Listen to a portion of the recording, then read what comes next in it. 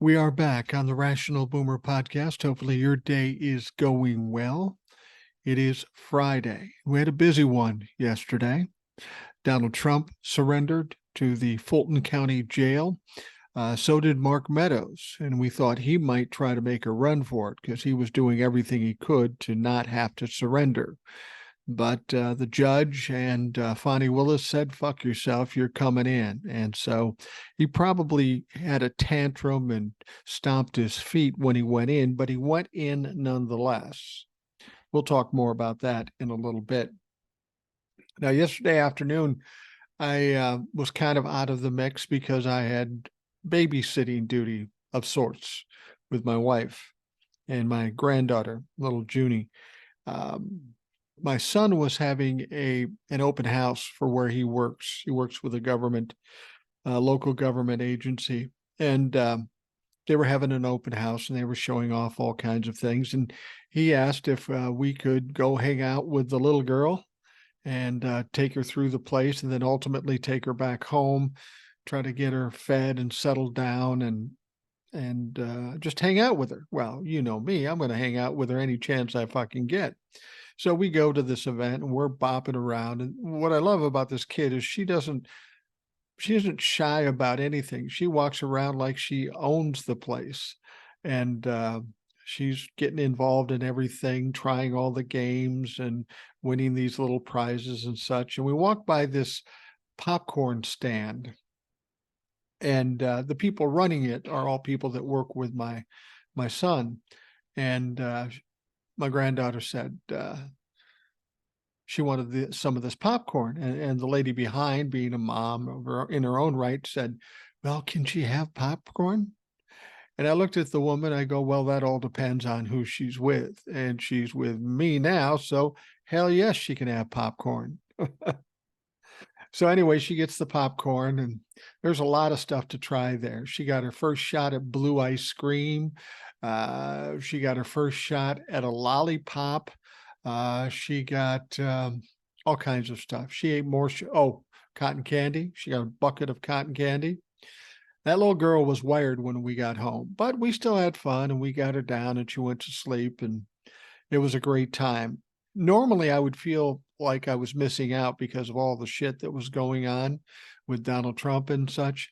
But I was just as happy to be doing what I was doing with my granddaughter. And I was keeping track with my phone as to what was going on. And it all pretty much went as we expected with no real hitches. But still, there's plenty to talk about with regards to Donald Trump turning himself in. This was an historic moment in time. We're seeing Donald Trump, all his little Trumplafucks and all his followers starting to lose their shit. It's funny to me, they will still come at you acting very confident. Well, what about Joe Biden? Well, what about Joe Biden? You have yet to come up with any evidence or witnesses. So, well, Joe Biden's just as bad as Donald Trump. No, he's not. Because again, Joe Biden, there was no evidence against him.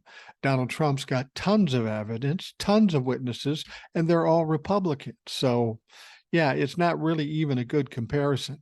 Anyhow, we've got some emails we'll get to get started. And this first one comes from Marcy, and I don't think this is her first email, but she doesn't email all that often, so we're glad to have her back. She says, hello, Mike. This is a bit long-winded, so you may want to review it before airing it or any part. How is little Missy? Junie, in case you think I'd forgotten her name. Well, like I told you, we just hung out with her today, and she's awesome. She's so goddamn smart. We're walking down a hall, and this very elderly guy walks up, and remember, she's 3. It just seems weird to me, and maybe this is a grandfather just more interested in the things she does than everybody else. But that's too bad because it's my fucking show and I'll say whatever I want. You know that. Anyway, we're walking down the hall and this old man is walking down and he looks down at Junie and he says hello. And my granddaughter is not afraid of anybody. She looks up to him and go, hi, how are you? And he says, I'm doing fine. How are you? She says, I'm doing fine too. And my wife says, well, we got to get moving. And she stops and she looks at the guy and he goes, "Nice to meet you." Where did that come from? I've never heard her say that before. This girl's going to be funny as she grows up. She's a smart aleck. She has no fear of anything. She's totally confident. And I love watching her matriculate around any situation she's in without any fucking fear. Anyway, thank you for asking, by the way, Marcy. Hope your sunburn is all better. Next time, please listen to your wife. Well, I've been married for 40 years, just about in October. And I'm thinking another 5 years, I'm going to start listening to her. I'm a little slow, but eventually. Actually, my face got red. My face always gets red, but I don't deal with much pain. Funny thing is, the reason I wear these hats, because from all of my life, I never wore hats of any kind, none, until I went to my doctor and the doctor says, you got a bald spot on top.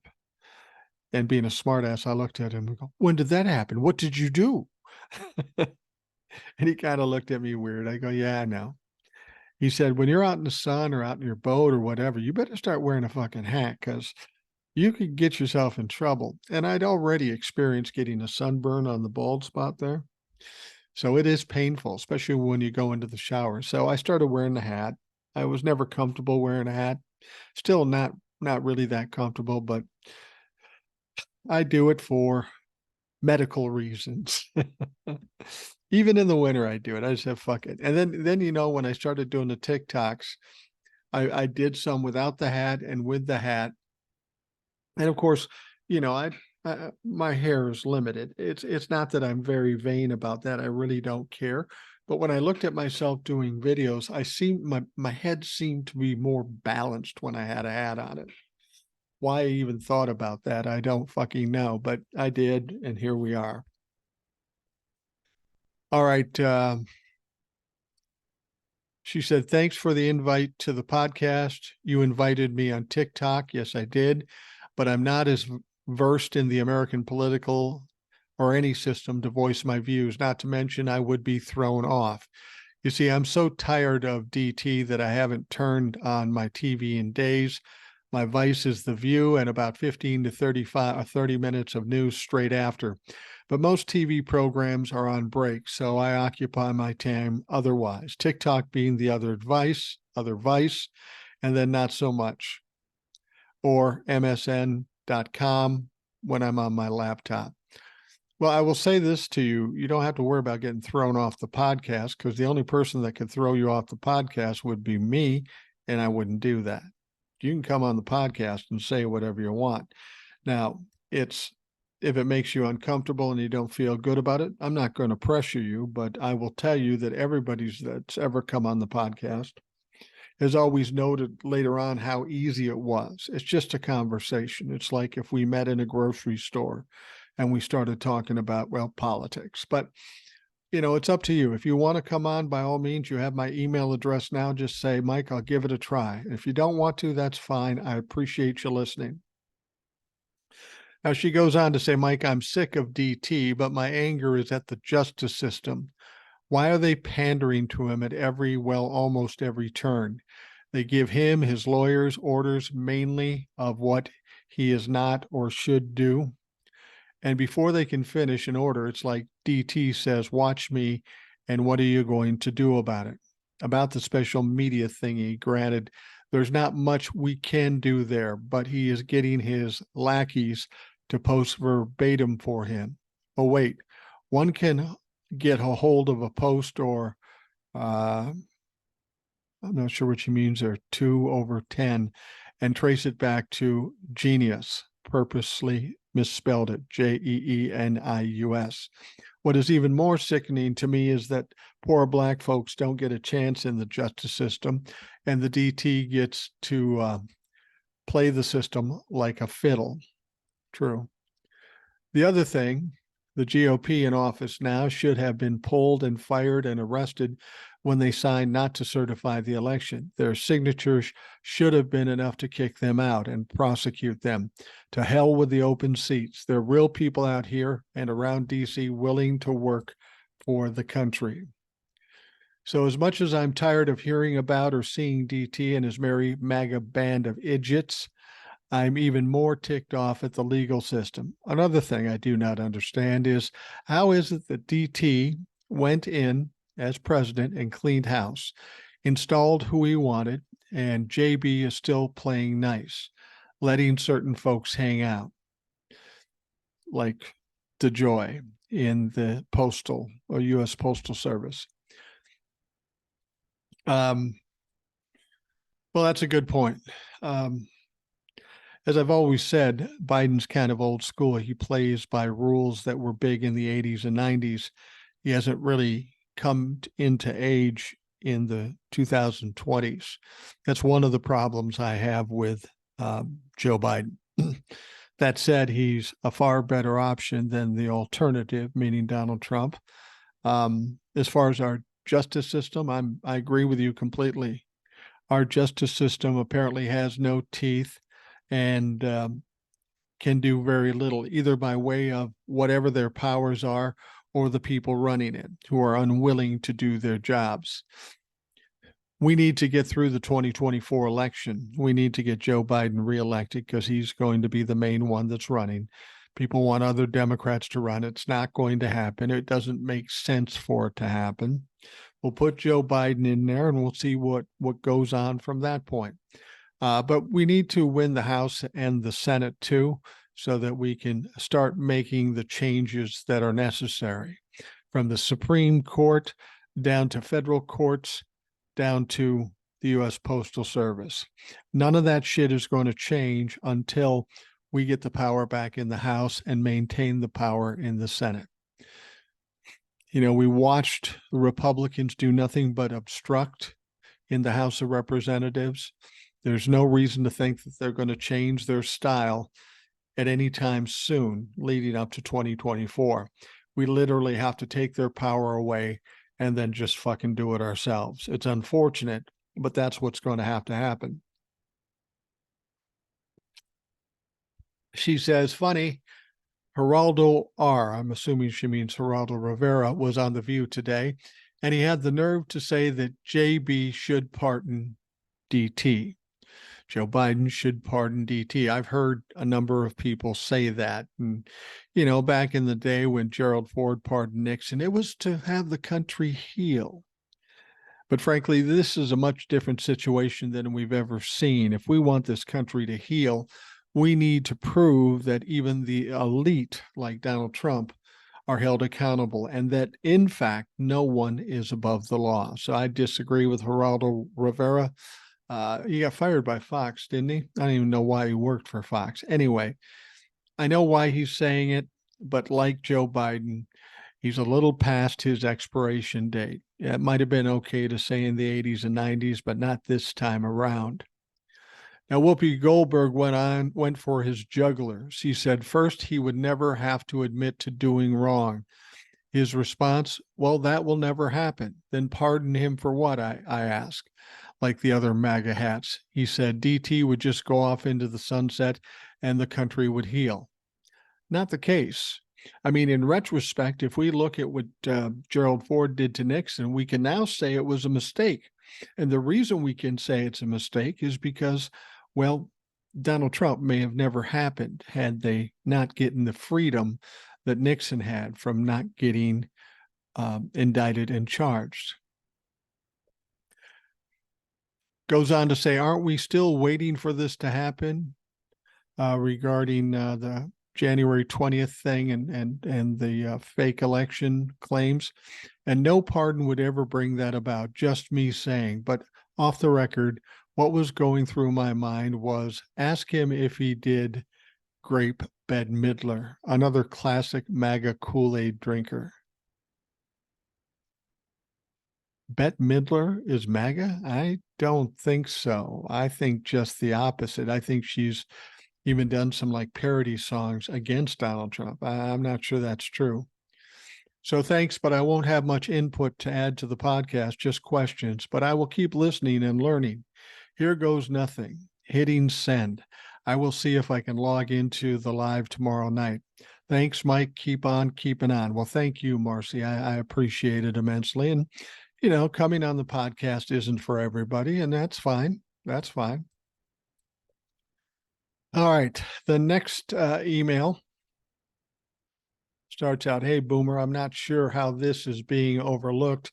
Perhaps it's because the circus is in Georgia today watching Trump turn himself in. Again, I'd like to know your thoughts on this. This is directly from an article in the New Republic." All right, let's check it out. Donald Trump will headline a $100,000 per person fundraiser for Rudy Giuliani to help his financially struggling former lawyer pay his staggering legal fees.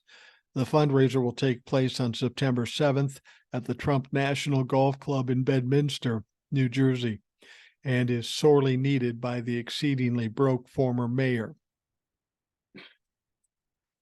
Okay, if Giuliani is so broke, how did he afford to arrive in Georgia yesterday on a private plane?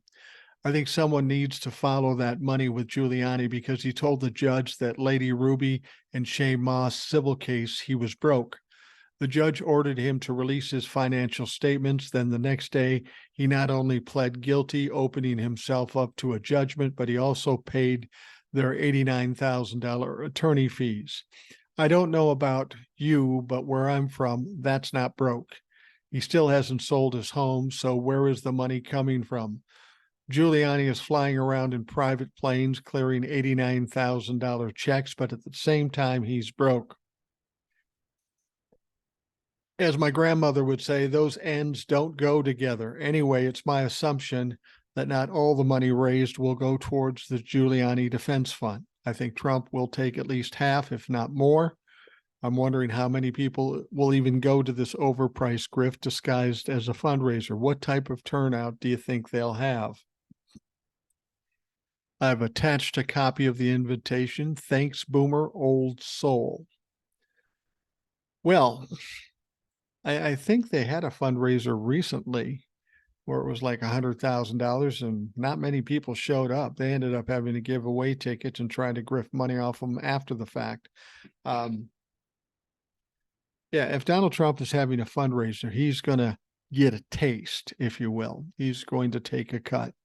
He's probably going to take a substantial cut. And as far as Rudy Giuliani being broke or not, well, in situations like this, whether somebody's getting divorced or getting sued, they will always claim poverty. But frankly, I don't know how Rudy's making new money. Donald Trump didn't pay him. He's lost his license. He's being sued. Being broke is subjective, I guess. To you and I, we're broke if we've got $10 in our wallet and that's all we've got to our name. Maybe to some people, being broke is only being down to their last million. Now, I heard his house is worth $6.5 million. So if he still owns that and it's paid off free and clear, he ain't broke. Why he's going around in private planes, I don't know. Maybe I don't know that he owns a plane, but he's probably got a bunch of friends that owe him favors, and that may be how he's getting to and from court appearances with these private planes. So, yeah, I don't know. I'm not sure. I think the most important part of it is that Rudy's done. Rudy won't be a lawyer again. If he's not broke now, he ultimately will be with all the lawsuits and the legal fees and all this sort of things. I mean, if you got $10 million in the bank and you can rent a plane, that's one thing. But if you've got legal fees coming up and lawsuits that are going to cost you a certain amount of money, you know how much that's going to cost you. And if you're running low on money and you have more liabilities than assets, regardless of what those assets are, you're essentially broke. What I'm saying is, say he has 10 million in the bank, but between legal fees and whatever he has to pay out in these lawsuits is 20 million. At this moment in time, he's not broke, but he will be fucking broke. Yeah, the world's a little different place for rich people than you and I. Broke is a vastly different thing to them as it is to us. All right. This one comes. Hi, Mike. This is Dash from Ontario, Canada. I've been listening to your podcast for most of this year. I have a question. Do all the former presidents travel in motorcades, or is it just Diaper Don? I think it's just Diaper Don. I saw somebody talking about that today, and it was like 20 cars. They're afforded Secret Service, and they do have some protection, but I don't think that you see that kind of entourage or that kind of motorcade with other presidents, whether it be Obama or Bush or whoever. Now, this is all about Donnie's concern about perception. He wants people to believe he's the most powerful, the most wealthy, the toughest, the smartest, all of these things. And a lot of his money is going to put on that show. It always has been the case. So no, it's not typical for former presidents to have that kind of attention and motorcade. But it's Donald Trump, so that shouldn't surprise anybody. All right, this one's interesting. I think this came from Old Soul too. She says, "Hey Boomer, did you see Trump's height and weight? 6'3", 215 pounds. This is the same man who got on a horse and the horse's eyes crossed. If he was going to lie, he could have made it believable. I saw a statement that the jail doesn't weigh anyone during the booking process. They just ask what your weight is, or they go based on your driver's license." Thanks, Boomer. And I believe that was Old Soul. Yeah, I saw that. And I heard some comparisons that were interesting. Now, picture Donald Trump, if you will, 6'3", 215 pounds. There's no way that's true. But you compare Donald Trump to, say, Jason Momoa. He's 6'4" and 215 pounds. Almost like identical twins, right? Yeah. Yeah, Donald Trump's bullshitting. He's over 275, like the bets were. They just asked him what his weight is. It's kind of like when you go get your driver's license. They say, "How much do you weigh?" You just tell them. They believe you. I mean, if you weighed 400 pounds and you told them you weighed 120, they might question it. But if you're in the rough area within give or take 100 pounds, they'll probably hand it to you. And that's what happened here. He said he's 6'3", 215 pounds, which is hilarious. All you have to do is look at him, and you know that's not true. You also know he kind of wears lifts, too, because height is important to him. He's probably more like 6 foot, maybe 6'1", but he likes to wear the lifts to get him up to about 6'3".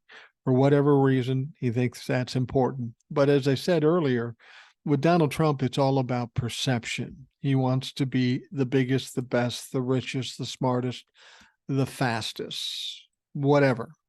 He wants to be everything. And if he has to pay a little extra money to get a 747 jet instead of some kind of smaller Lear jet or something like that, that's what he'll do. If he has to lie about his weight and height just to make him feel better, fuck, he lies about everything. Why would we not think he'd lie about that? I know a lot of people who bet on it are going to be disappointed, though, that they didn't get the real information. But all you have to do is look at that fat fuck and understand what he is. He's a tub of goo. And as I've said before, people will say, you shouldn't body shame somebody. Well, I'm an old man and I'm out of shape and I'm overweight, so I feel like I've got a free pass to call a fat fuck a fat fuck. Okay?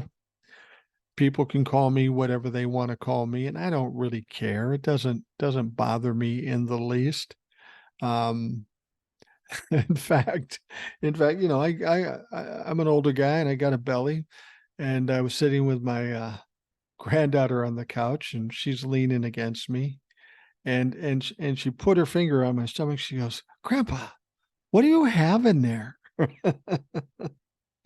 I said, honey, don't worry about what I have in there. Just understand it's all paid for. She goes, oh, okay. And I think my son thought I was embarrassed or insulted by it. And he goes, Junie, don't say that. I go, Junie can say whatever she wants to me. I don't give a shit. I love this kid no matter what. And if she wants to give me a hard time, good for her. She's part of the family then. Anyway, this was a big day, of course, because former President Donald Trump surrendered at the Fulton County Jail for his multiple charges. I think it was 13 charges, plotting to overturn the state's 2020 presidential election.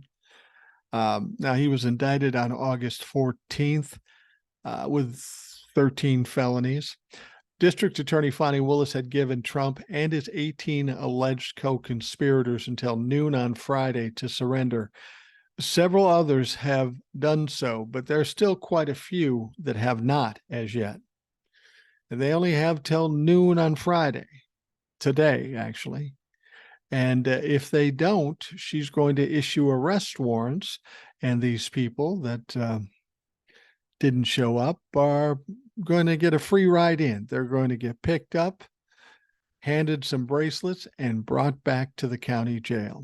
So if that's what they want to do, cool. We know Mark Meadows was trying to avoid being arrested and waiting for a court case on Monday and wanted to push it up a little bit so that he could do it before he had to surrender. The federal judge and Fani Willis said, fuck yourself. And so he surrendered yesterday, and we'll talk more about that as well. So what we know about Donald Trump's surrender, he surrendered at 7:30 p.m. Eastern time. Now, everybody was excited about the mugshot. The mugshot is out. You've no doubt seen it by now.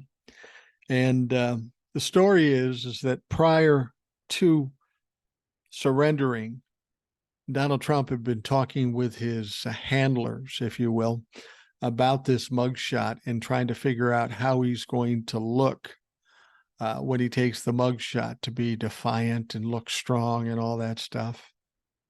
When I look at that picture, it shows a guy that is trying to be intimidating, but isn't intimidating. I titled the picture and I put it on TikTok and stuff, and I said, it said, I smell a full diaper. And when I was looking at Donnie, he either looked like he had to go or he'd already gone. But Donnie was not having a good time when he took that picture. Now, there was something else that was kind of interesting. Of the 19 people that that were indicted from Fani Willis, there's one guy, Kenneth Cheesebro. He's an attorney, and he's been given credit for being the architect of the fake electors scheme.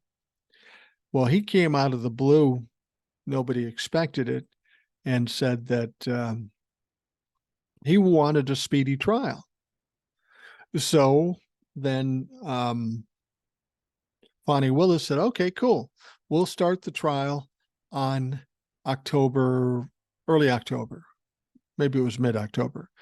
Anyway, that sounds great. We're talking about 2 months off or so. But then that would mean all other 18 would have to start the trial then, and Cheesebro would be the only person that wanted to start quickly. Everybody would want to delay it as long as they could. So what the judge did say, we'll go with that October 23rd date, but only for Kenneth Cheesebro. And that's interesting because in a RICO case, you try everybody all at once. But in this case, they want to put this guy on trial on October 23rd, and the others will start with whatever they negotiate out. Now, not surprisingly, Trump and his attorneys pushed back against Willis's proposed October 23rd trial date for all co-defendants. and stated they would sever Trump's case from all other defendants who seek similar demands. Now, Fulton County's official jail records listed all 13 of the charges against Trump, including a RICO violation, several conspiracy charges, and filing false documents. All other remaining co-defendants have until Friday, today, at 12 noon to surrender. Now, the one guy I'm interested in more than anything else is Jeff Clark. Now, Jeff Clark was the guy that worked in the DOJ and the Attorney General's office. He was an assistant or attorney general or whatever, and he's the one that came up with the plan to try to coerce the secretaries of state. Donald Trump liked the idea so much he was going to fire the interim AG, who was Rosen, and put Jeffrey Clark in. But of course, as the moment he decided to do that, everybody in the DOJ said, if you're going to do that, we're quitting. So he didn't do it. Now, what's interesting about Jeffrey Clark is that he has said, in addition to Mark Meadows, that he can't be indicted. He can't be charged. And he's got court cases. He even made a demand of the judge in this court case to give him an answer by 5 o'clock, Wednesday? And of course, that was ridiculous. The judge ignored it. But as far as I know, Jeffrey Clark hasn't surrendered as yet. He wants to delay this. He thinks he's got a special reason to delay it, but the judge has given him no leeway on that. And he was acting pretty cocky and acting like he couldn't be charged, that he believed that. Well, motherfucker, you thought you could coerce every secretary of state in the swing states and shift the election around. That didn't work out for you. So I maybe would get some outside advice. I wouldn't trust my own thought process if I was Jeffrey Clark. But nonetheless, it'll be interesting to see if Jeff Clark does surrender by today at noon. Of course, we know what happens when you don't cooperate with the law in a situation like this. You'll remember when he had his house searched, they pulled him out of the house in his underwear, made him stand outside while they searched his house. That's going to be a pleasant experience if he decides not to turn himself in. That'll be a far much more pleasant experience than it will be when they come pick him up this time. And I'm hoping, I've got my fingers crossed. I hope he doesn't surrender. I want to see the county sheriffs or the FBI go after at least one of these motherfuckers. Turn it into an OJ moment, if you will. But we'll see.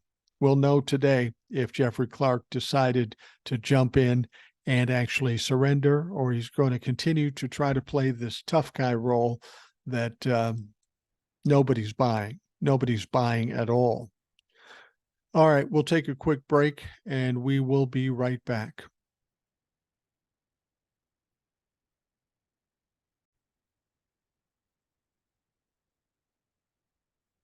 All right, as of last night, here's who's turned themselves in to the Fulton County Jail. Scott Hall, a Georgia bail bondsman, faces 7 counts. He agreed to a $10,000 bond.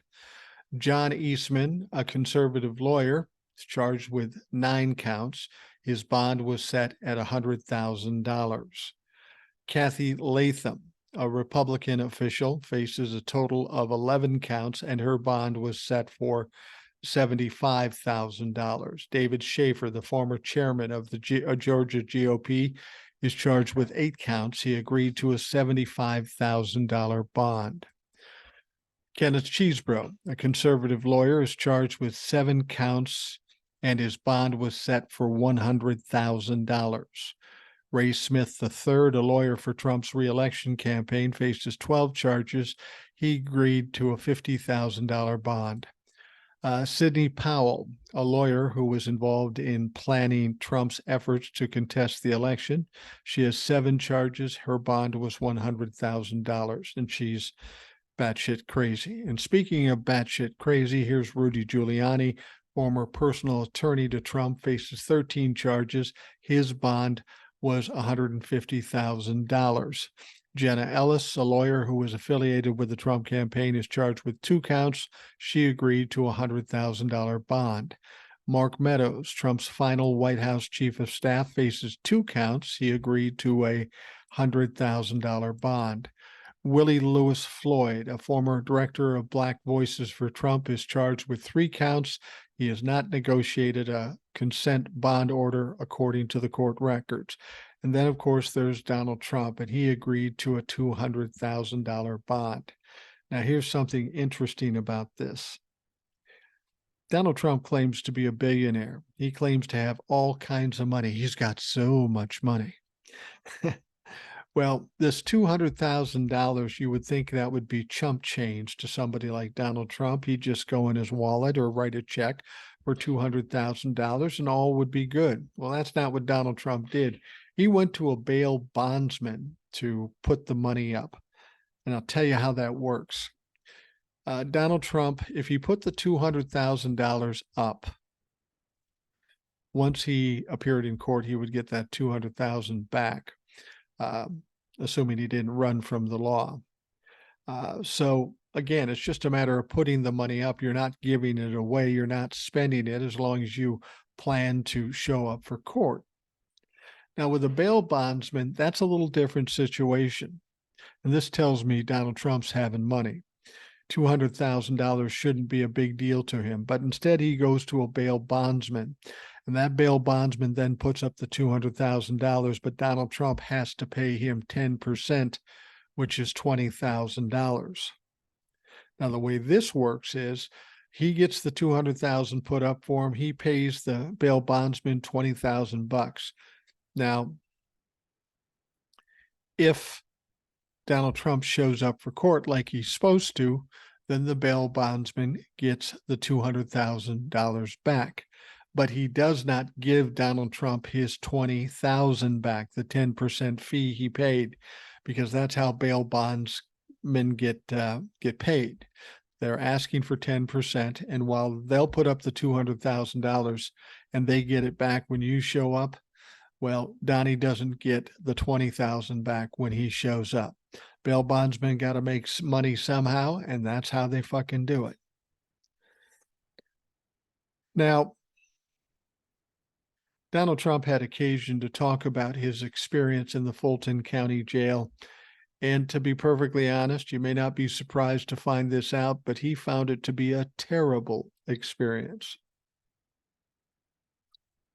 Now, I've seen some interviews of folks that have been in the Fulton County Jail. I saw some video too, and it does in fact seem like a shithole. And I'm glad for that. I hope that Donald Trump took a look around, saw what his future looks like, and got a little nervous. He would almost have had to. Now, former President Donald Trump said he had a terrible experience while being booked at the Fulton County Jail Thursday night, surrendering to the 13 charges. Now, Trump, in separate interviews with Fox News Digital and Newsmax just a short time after the arrest, described the process as very sad and uncomfortable as he recounted being processed and having his mugshot taken. They insisted on a mugshot, and I agreed to do that, he told Fox Digital. Well, I tell you what, Donnie, you didn't have any options there. You may have agreed to do it, but you were going to do it regardless of what you thought about it.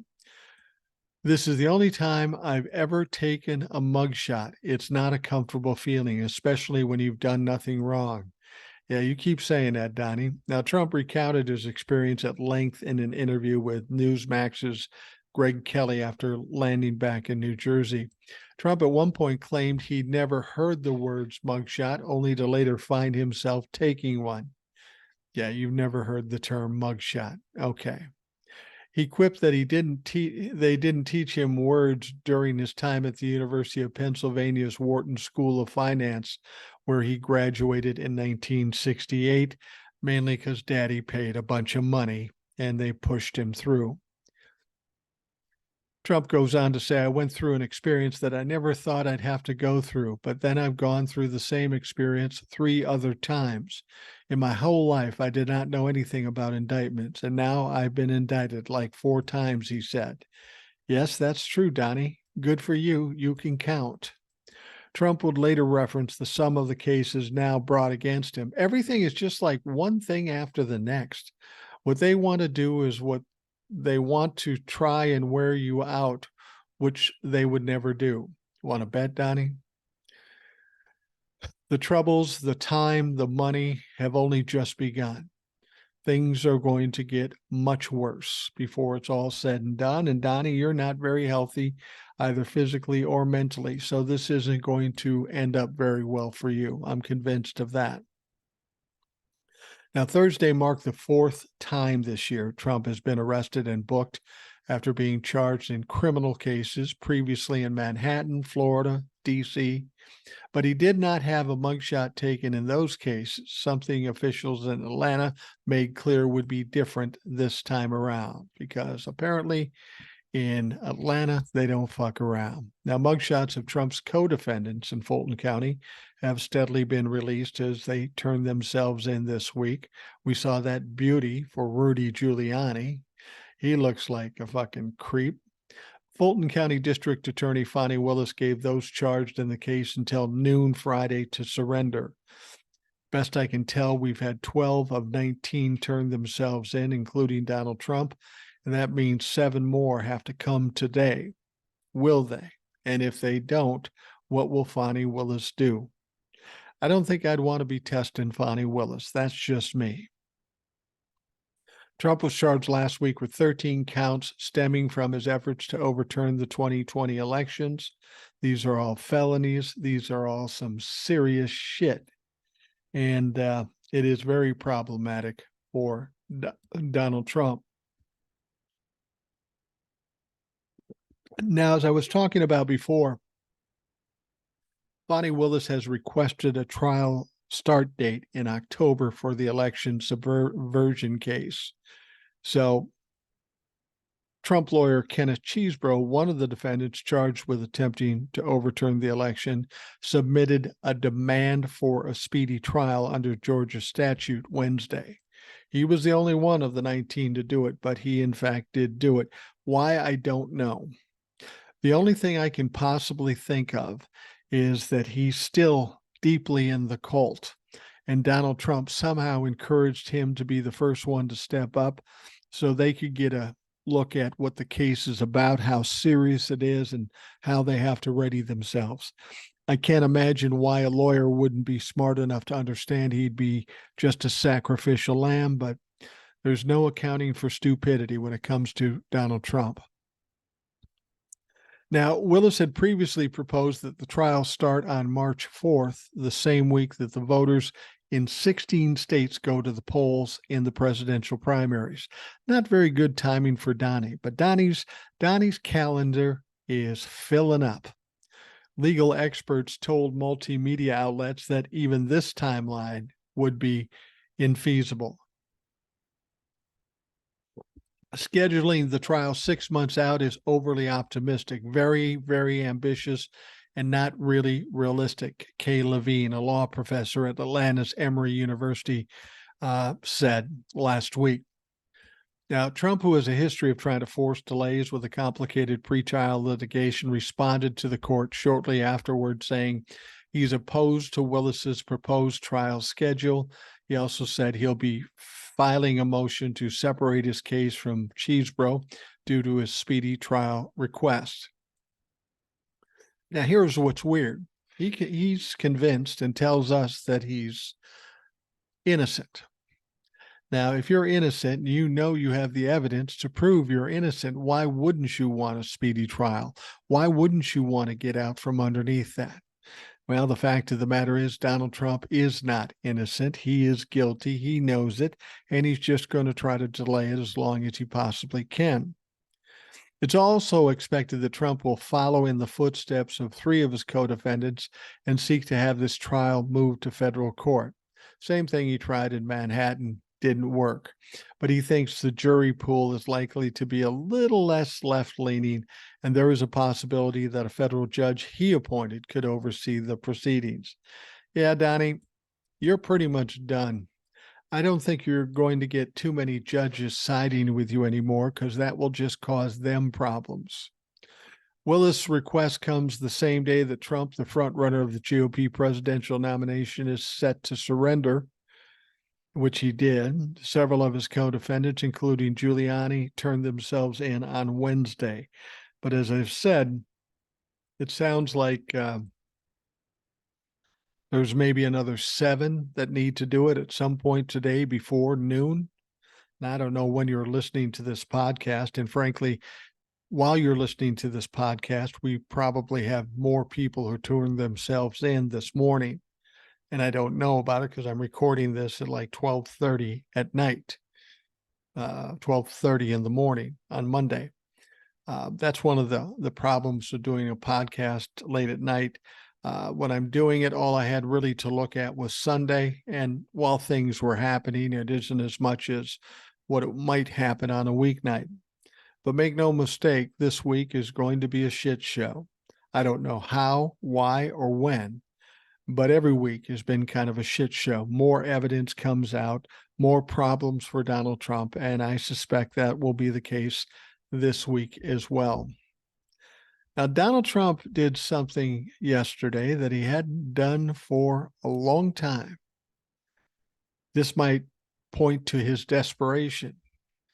He needs to create a narrative that people will believe in. He's been having a lot of trouble doing that. So, Donald Trump fired off his very first tweet on Twitter or X or whatever the fuck you call it. And this is his first one in more than 2.5 years. And his critics were quick to mock him over a glaring flaw in the message. The former president posted his mugshot after his arrest in Georgia, along with the phrase, "never surrender," which is ironic because he just surrendered. That's classic Donnie, isn't it? Dumb fucking comments. It was his first message since January of 2021 when he was banned from the platform for incitement of violence, which has since been reversed by new owner Elon Musk, but he hadn't jumped over to Twitter as yet, no doubt because he has some exclusivity with Truth Social. But now shit's starting to fall apart, and apparently Donnie doesn't care anymore, and he's going to take any kind of publicity he can get. And if he can get the power he once had back on Twitter, he probably believes he can turn somebody's minds around. Not likely.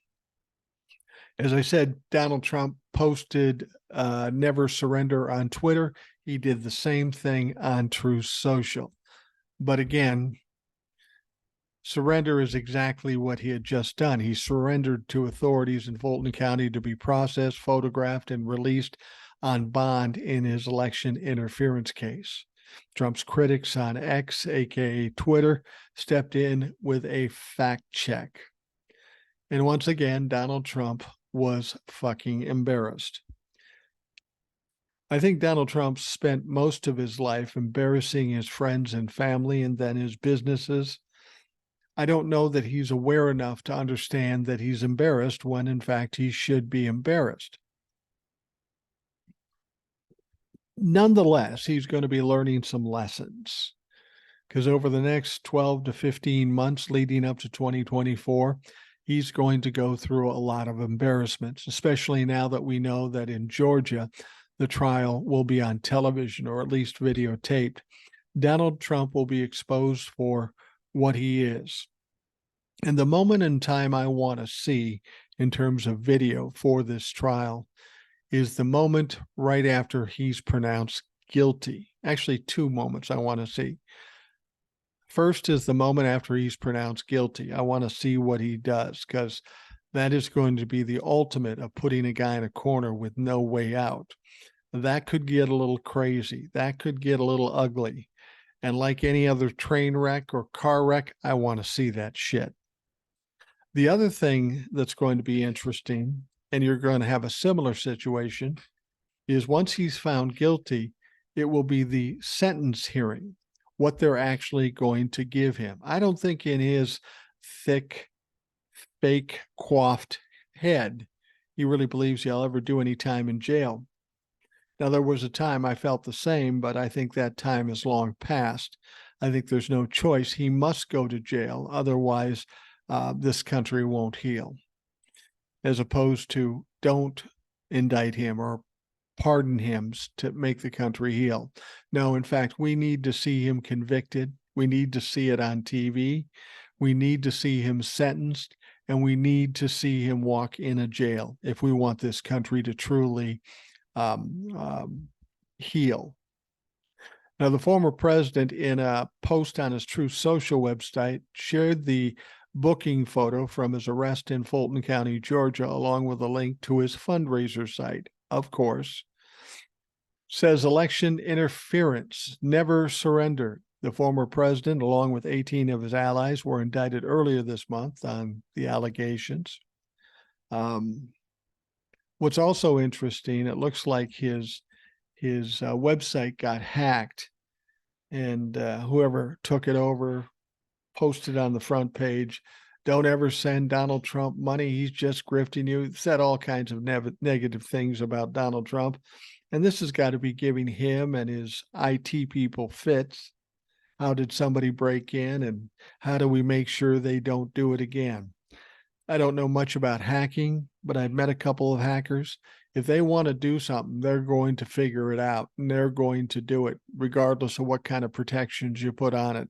So the Trump administration and the Trump campaign should get ready for this kind of shit, because it's not going to get better there either. Now, I told you we'd talk about Mark Meadows. He's a co-defendant, ex-chief of staff. Mark Meadows has surrendered to authorities in Georgia on 2 charges in the election tampering case against the ex-president and 18 others brought by Fani Willis.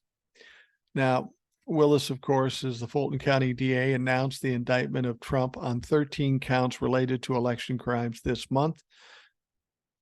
He also mentioned the 18 co-defendants named in the indictment. They're given till today at noon to surrender. It looks like 7 of them have yet to do that. Now, Trump attorney and former mayor of New York City, Rudy Giuliani, also charged under RICO, and other defendants, also surrendered. Fulton County officials have released all of the mugshots. That was going to be the one thing that Donald Trump was most fearful of. Well, the mugshot is out, and he made sure he did like a glamour shot. And Donald Trump, by posting this on Twitter or Truth Social, is pretty common for Donald Trump. You know, if something bad's coming, he'll try to beat them to the punch and put it out and act as if it's nothing.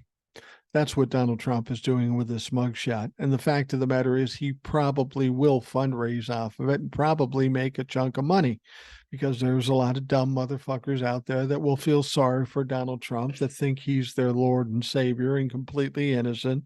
And they'll send him whatever meth and hooker money they got in their couch just to save their Lord and Savior. Now, we hear a lot about Donald Trump's family. Are they going to be implicated? Well, I think they possibly will. I think Ivanka, I think Eric and Don Jr., maybe even Jared Kushner, almost certainly Jared Kushner, after taking the $2 billion bribe. But then there's the daughter-in-law. Remember her, Laura Trump? She believes his booking on criminal charges in Georgia on Thursday solidified his chances at winning the 2024 election for president. Now, this is something they always say. This is typical of a bully. You just go ahead and do it. I'll just love it more. Yeah. Well, Laura, that's not a thing. This doesn't help him win the presidential election. In fact, before he got the indictments, he had no chance of winning the 2024 election. And with these indictments and all the new information coming out, he doesn't have a fucking prayer. I appreciate the positivity but it's not going to work. She decried the cases against Trump as political prosecution in a Fox News interview. I don't think it will work, she said. I think people understand what is going on, and I think tonight just solidified Donald Trump as the 47th president of the United States. Now, I know you're wishing that, but that's just not going to happen. Nice thought. Cool story, bro. It's not going to work. Of course, Trump has this huge lead in the GOP primary polling, but that doesn't really mean anything. Can he hold on long enough to finish out the primaries and ultimately run in 2024? I just don't honestly think so. You got a guy that's going to be 78 years old, not in the best mental or physical health, doesn't eat real well. He gets this kind of pressure on him. That's going to make your blood pressure fucking boil. So, it's nice to think that you're doing well in the primaries, but you need to understand that once you get to the generals, it's not even fucking close. Now, Lord Trump said his poll numbers continue to rise every single time they try to throw something like this his way, because I think it becomes more and more obvious to the country and what they're trying to do and why it is so dangerous, why this precedent cannot succeed here in America. Again, a lot of wishful thinking, but the fact of the matter is, it is happening. And I've watched scenes where there were a bunch of people watching the news regarding the indictment. And as soon as he walked into the Fulton County Jail, there was literally cheering from the crowd. The majority of the crowd was cheering. Now, Laura Trump said that Democrats are trying to cut fat off the Constitution and damage the foundations of the U.S. democracy, echoing complaints from Trump himself. It's ironic that she would say that when we know that it's the Republicans that misquote and pervert the Constitution to fit their narrative. If anybody is guilty of that, it is certainly the Republicans. Now, she said, I kind of feel like this is our last chance to save the country. Yeah, God forbid, if we indict, prosecute, and convict Donald Trump, our country's in trouble. No, quite the opposite. Our country will be much better off for it, and it's something I think we absolutely need to do. Now, of course, Trump turned himself in on Thursday, just a procedural step in his sprawling racketeering case. This is going to be a doozy of a case. RICO charges are pretty widespread, and as I've told you, we've got a total of 19 people that have to surrender by today. At noon, and we'll see if they all do that. If not, Fani Willis is going to send the law out looking for them, and that means you too, Jeffrey Clark. That's what's going to fucking happen. So anyhow, we're going to get through this week, and then we know that the arraignments. Now, see, I saw a lot of people talking about what happened today with Donald Trump and Mark Meadows, and they're calling it an arraignment. That's not what it is. It is a surrender. It is a moment in time when they are arrested. It is a time when they plead guilty or not guilty. And all of these people that have already entered the courthouse and surrendered have all pled not guilty. But that's what you would expect if you're going to fight this case. But there's going to be a lot of people fighting the case. It's going to cost a lot of money, and these people are no longer getting money from Donald Trump. So it's going to be interesting to see what they do.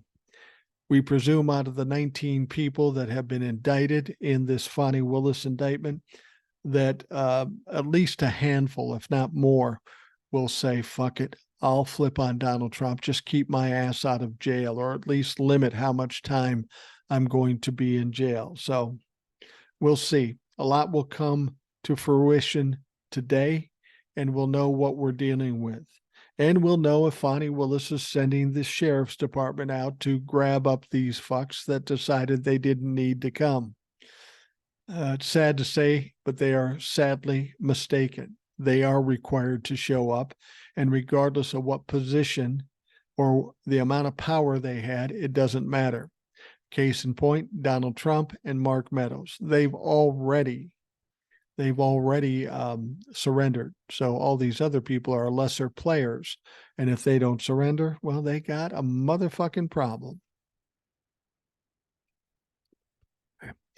All right, I'm going to do an international story here because we talked about it. It was a big story just the other day. Now, a preliminary U.S. intelligence assessment has found that the plane crash presumed to have killed Wagner leader Yevgeny Prigozhin was intentionally caused by an explosion, according to the U.S. and Western officials. Oh, no, you think? Who's going to kill Yevgeny Prigozhin? Well, that would be Vladimir Putin. Prigozhin was looking to mount a coup against him and Russia's capital city of Moscow. But then he backed off at the last moment, cut a deal with Vladimir Putin. And I can't believe that Prigozhin said, well, we're good now. He's not going to do anything to me, because we knew the first moment that Vladimir Putin did finish or stop these people from doing what they're doing, you knew that Prigozhin was going to pay the price, and damned if he didn't. I put out one other speculation when this first came out. As much as Vladimir Putin is probably culpable for killing this guy, that shouldn't be a surprise to anybody. I also thought about the possibility he'd put his name on the manifest and then not go on the plane, give everybody the presumption that he died, and then he'd sneak out into some third world country and try to live out his life. But apparently there were bodies that were found, and apparently, at least what we're hearing out of Russia, it's been verified that it was Prigozhin. Now, keep in mind, that's Russia. And like Donald Trump, they always lie. So we really don't know what's going on there. Frankly, I don't care. I really don't care. I'd like to see the Ukraine war ended. But this puts Vladimir Putin in a weird situation. This guy, Prigozhin, led like 50,000 troops. It's a lot of fucking troops. These are troops that fought alongside the Russians against Ukraine for some time until they failed to get paid, and then they started going and backtracking on Vladimir Putin. It was a little sketchy there for a little while, but eventually they came together and talked, and Prigozhin and his people, I think his people went with him, went to Belarus. And then we didn't hear from him for a long, long time. Then we heard that, in fact, he's back in Russia. And now we hear about this plane that goes down and Prigozhin dies in it. Did he really die in it? Honestly, there's no way to know for sure, because Russia is a fucked up country. You can't believe anything they tell you. More importantly, is it important to us whether Prigozhin died in that plane? Not really. Who gives a fuck? We still have to deal with the Ukraine war, and this guy was nobody to us in this country. If he and Vladimir Putin had a problem, I would presume the first choice would have been throwing him out a window. But since there were no windows where he could be near Prigozhin, he took it a step farther, presumably put a bomb on the plane, and as soon as they got up over a certain area, they blew that motherfucker up. It's as simple as that. And if you think that Vladimir Putin is not capable of that sort of thing, trust me, he is. He's killed a lot of people. He's a murderous dictator, and he should be treated as such. So Prigozhin is presumably dead. Russia is still trying to fight Ukraine. And now the question is, those 50,000 troops that Prigozhin led, what are they going to do? Are they going to get the fuck out of Dodge? That would probably be the best choice. Or are they going to fold into the Russian military and under the command of Vladimir Putin? I don't know. But either way it goes, I don't think they're going to do very well up against Ukraine. Ukraine has been coming out and coming back pretty strong. And with any luck, the Ukraine folks will put a stop to what Russia is trying to do to them. But we'll see what happens. It's hard to say. Anybody who says they know what's true, they're lying to you because they don't fucking know. They just don't know. Anyway, we're going to wrap up this Rational Boomer podcast. I want to thank you for taking the time out of your day to listen. I hope you have a great day, and we'll talk to you again tomorrow.